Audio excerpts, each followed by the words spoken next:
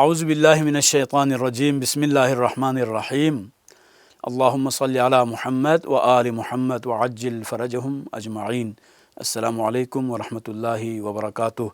آج کے دن کی دعا ہے اللہم وفر حظی ببرکاتہ وسہل سبیلی الی خیراتہ ولا تحرمنی قبول حسناتہ یا ہادیا الی الحق المبین۔ اے معبود، آج کے دن اس ماہ کی برکتوں میں میرا حصہ بڑھا دے، اس کی بلائیوں کے لیے میرا راستہ آسان کر دے اور میری نیکیوں کی قبولیت سے مجھے محروم نہ کر، اے روشن حق کی طرف ہدایت کرنے والے۔ آج کے دن میں یہ جو دعا ہم نے پڑھی ہے، اس دعا کا پہلا جو جملہ ہے اللہم وفر حظی ببرکاتہ، چونکہ یہ 19ویں دن کی دعا ہے، آپ تقریباً 2 عشرے مکمل کرنے والے ہیں۔ یقیناً خدا نے آپ کو نیک اعمال بجا لانے کی توفیق عطا کی ہے، تو یہاں پر دعا ہو رہی ہے کہ خدایا آج کے دن اس ماہ کی برکتوں میں میرا حصہ بڑھا دے۔ یعنی پہلے سے اگر آپ قرآن کی تلاوت کر رہے ہیں تو یہ دعا اور خداوندہ مجھے مزید بہتر سے بہتر انداز میں تلاوت کرنے کی توفیق عطا کر۔ اگر آپ پہلے سے نمازیں پڑھتے آ رہے ہیں، رات کو جو بہت ساری نمازیں پڑھنے کا جو حکم ہے، ہر رات کی نمازیں ہیں، ان نمازوں کو آپ پڑھ رہے ہیں تو یہ دعا ہونی چاہیے کہ خدایا یہ جو نمازیں میں پڑھ رہا ہوں مجھ میں اتنا حوصلہ پیدا کر کہ میں ان نمازوں کو بہتر سے بہتر طریقے سے پڑھوں۔ اگر آپ خیرات اور صدقات بارگاہ الہی میں خرچ کر رہے ہیں، اگر آپ بارگاہ الہی میں صدقات اور خیرات اگر آپ دے رہے ہیں تو آپ خدا سے یہ دعا کریں کہ خدایا جتنے دن میں راہ الہی میں تیری راہ میں صدقات اور خیرات دیتا آ رہا ہوں، مزید جو 10 دن یا 11 دن جو بچے ہوئے ہیں، ان دنوں میں اس سے بہتر اور اس سے زیادہ خیرات اور صدقات دینے کی مجھے توفیق عطا کریں۔ نمازیں پہلے سے آپ پڑھ رہے تھے، اب خدا سے دعا کریں جو خضوع اور جو خشوع ابھی تک کی جو آپ کے نمازوں میں موجود ہے، خدایا میری ان نمازوں میں گزشتہ نمازوں کی نسبت زیادہ خضوع اور خشوع پیدا کرنے کی مجھے توفیق دیں۔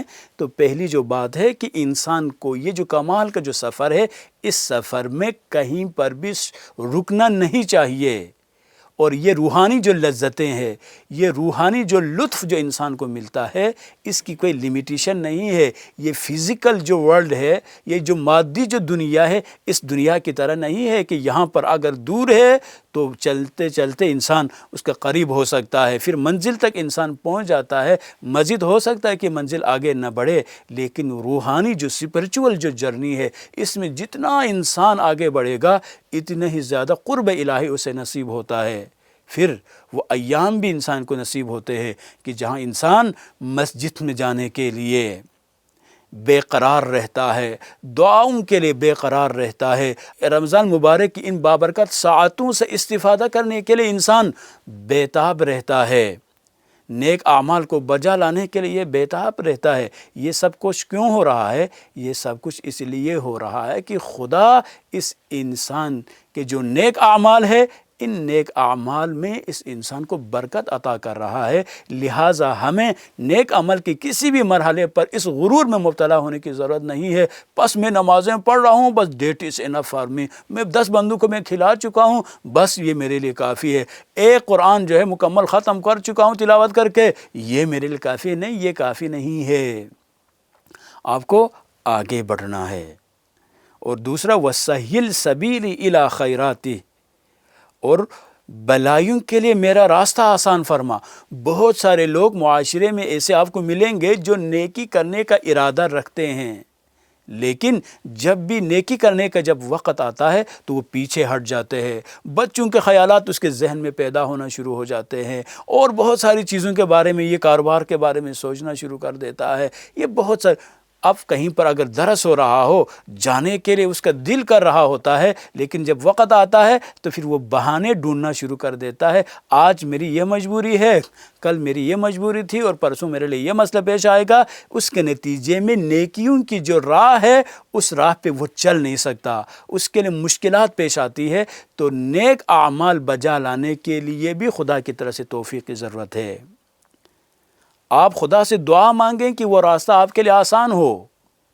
یعنی آسانی کا کیا مطلب ہے کہ آپ اپنے ارادے سے، اپنے شوق سے اپنی منزل کی طرح رواں دواں رہے، بارگاہ الہی میں حاضر ہوتے رہے۔ قرآن کی تلاوت اگر آپ کر رہے ہیں تو بہت سارے لوگوں کے لیے بہت ہی مشکل ہے، چونکہ اگر بہانہ انسان ڈھونڈنا شروع کرے تو پھر بہانے مل جاتے ہیں۔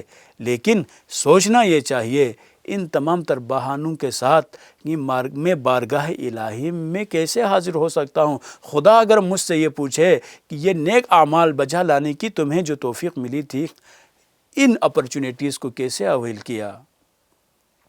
لہٰذا خدا سے دعا کرو، خدا نیک اعمال بجا لانے کی راہیں آپ کے لیے کھول دیں، اس میں آپ کے لیے آسانیاں پیدا کریں۔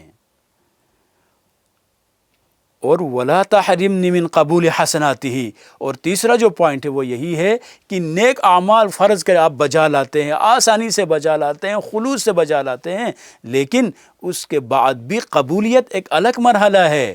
صرف نیک اعمال کا بجا لانا کافی نہیں ہے، قبول اگر بارگاہ الہی میں یہ نیک اعمال ہو جاتے ہیں تب جا کر ان اعمال کے صلے آپ کو ملنا شروع ہو جاتے ہیں، ان اعمال کے فوائد سے آپ مستفید ہوتے ہیں۔ لہٰذا نیک عمل کے بجا لانے کے بعد کترانا یہ صحیح نہیں ہے، بلکہ تعلیمات اسلامی میں ہمیں یہ حکم ملتا ہے کہ آپ نیک اعمال کے بجا لانے کے بعد بھی استغفار کریں، خدا سے دعا کریں۔ کس لیے؟ اس لیے کہ یہ جو توفیق ملی ہے کہ یہ توفیق ایک تو کنٹینیو رہے، اور ساتھ ساتھ یہ عمل اتنا خالص ہو کہ وہ بارگاہ الہی میں یہ ایکسیپٹ ہو جائے۔ اگر بارگاہ الہی میں قبول اگر نہ ہو تو پھر جن برکات سے ہم نے مستفید ہونا تھا ہم ان برکتوں سے مستفید نہیں ہو سکتے۔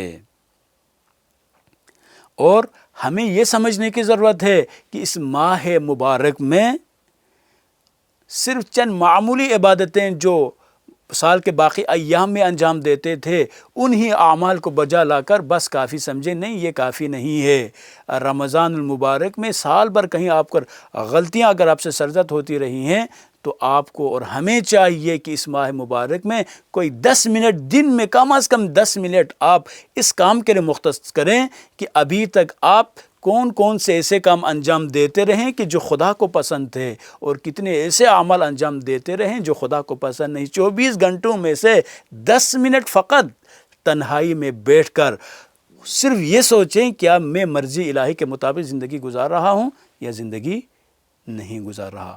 یہ 10 منٹ آپ کی پوری زندگی کو یہ منٹس چینج کریں گے۔ اور یہ ہادین الی الحق المبین، اے روشن حق کی طرف ہدایت کرنے والے۔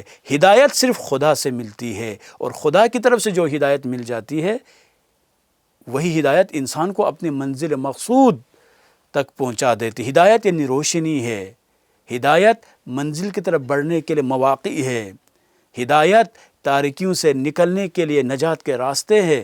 یہ سارے خدا کی طرف سے ہی آپ کو مل سکتے ہیں۔ تو باقی دعاؤں کی طرح آج کی دعا میں بھی اس دعا میں عقیدے کا اظہار ہو رہا ہے۔ حق مبین کی طرف ہدایت کرنے والا صرف خدا ہے۔ خدا کے مقابل میں جتنے بھی لوگ آئیں گے، جتنے بھی خدا کے راستے کے مقابل میں راستے آئیں گے، وہ سب کے سب گمراہی اور وہ باطل راستے ہیں۔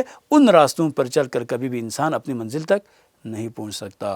والسلام علیکم ورحمۃ اللہ وبرکاتہ۔